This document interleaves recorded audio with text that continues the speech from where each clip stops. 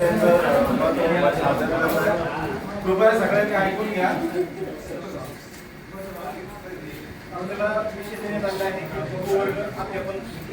ऐकू आपण सरांना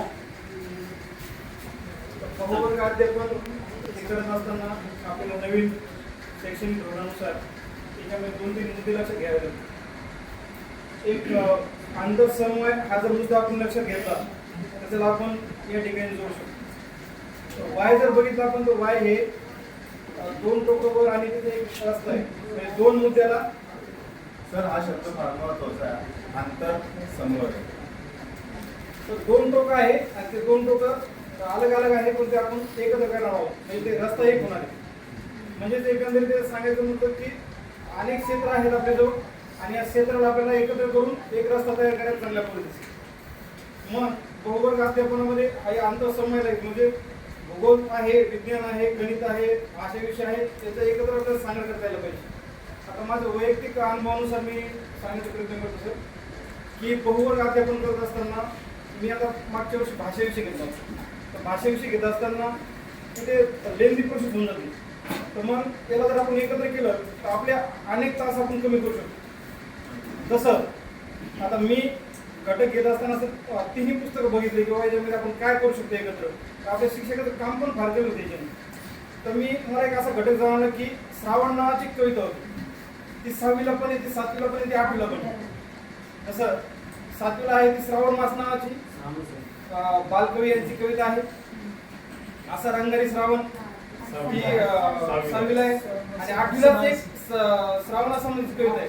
जर आपण ही श्रावण महिन्यामध्ये जर घेतलं आपल्याला जर प्रत्येक ठिकाणी आपण अलग अलग जर घेतलं असतं तर इकडे अर्धा घंटा, इकडे अर्धा घंटा, इकडे अर्धा घंटा म्हणजे आपले 1.5 तास गेले असते. जर ते एकत्र घेतले तर ते माझं 30 मिनिटामध्ये झाले.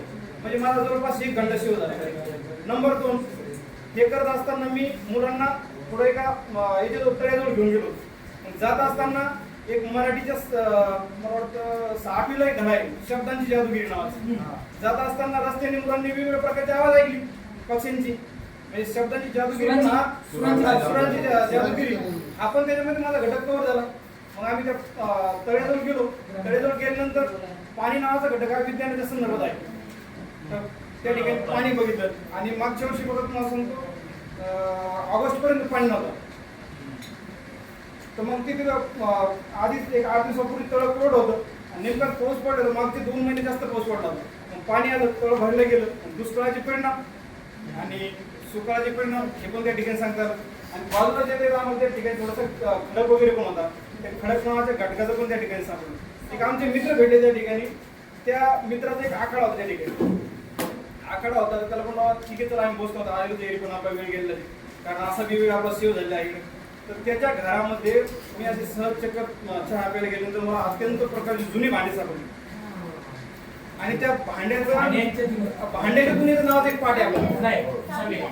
तर तो भांड्याच्या दुनियेत नावाचं मी तर मला सगळे भांडे बाहेर आणू आणि हे तुमचे सगळे भांडे आणि जसे ना तसे तुम्हाला बिलकुल तकलीफ नव्हतं आम्ही आत नेऊन ठेवून ते खुशीनं तयार झाला कारण घरच्या लक्ष्मी शेतामध्ये कामाला गेले होते आणि त्याला ते काम जर आपण तसं सोडून दिलं असतं ते त्याला त्रासदायक झाला असतं. मग आम्ही ते भांडे आणले बाहेर थोडीशी त्याला साफसफाई केली आणि त्या ठिकाणी मी जवळपास अर्धा घंटा जी भांडी आहेत जुनी जाता असेल पुन्हा ते दगडी बरोटा असेल मोठी परात असेल ते लाकडीचे जे काही आपले आहेत काठे भांड्याच्या धुणीचा नावाचा पाठ मुलांना प्रत्यक्ष भांडे टाकून त्या ठिकाणी घेतलं.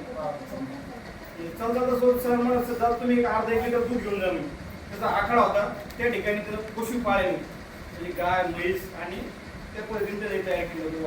मुलांना सांगितलं की हा पशुपालन हा घटक आपल्याला भूगोलाशी संबंधित. माझा क्लास आहे मराठीचा. मी त्याला पाण्याकडील विज्ञानामध्ये मराठीचं बी घेतलं भांड्याच्या जुन्याचं ते पण घेतलं.